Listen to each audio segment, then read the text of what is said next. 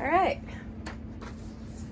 If you have sand in your pool from a broken lateral and you fixed the issue, what is the best way to remove the sand from the pool?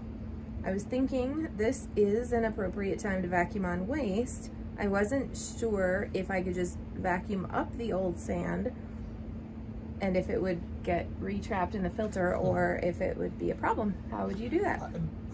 I think the simplest thing, without seeing the scenario they have there, is just re-vacuum it back up. There's no reason that that sand won't end up back in the filter and trapped in the bed of sand. I think if for some reason you have really gross and bad debris and something that's mixed in there as well, then maybe vacuum it on waste, but it can't hurt as long as we're not talking a lot about that there's a lot of sand and that you refilled your filter already and then you're going to end up with way too much sand in your filter. If it's just some and you're going to incrementally add 2% of extra sand in your filter, yes. But if by vacuuming this all up you've increased it by 20% of sand in your filter, probably a problem.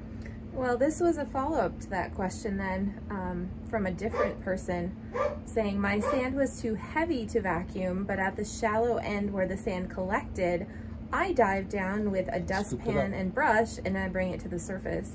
Easier than it sounds. Well, that's going to also be system to system. Some systems, you know, depending on how long the vac line is, how long far the skimmer is from the equipment pad, how big the pump is, how there's so many different scenarios there that could play out. If a system is running fully and effectively, there's no reason it shouldn't be able to pick up sand on the bottom of the pool. If it's aged, if it's undersized, if there's something cracked, if there's, you know, if the distances are too far, there's a lot of reasons why it may not work. But if the system is running efficiently and effectively, it should be able to draw that sand up on its own.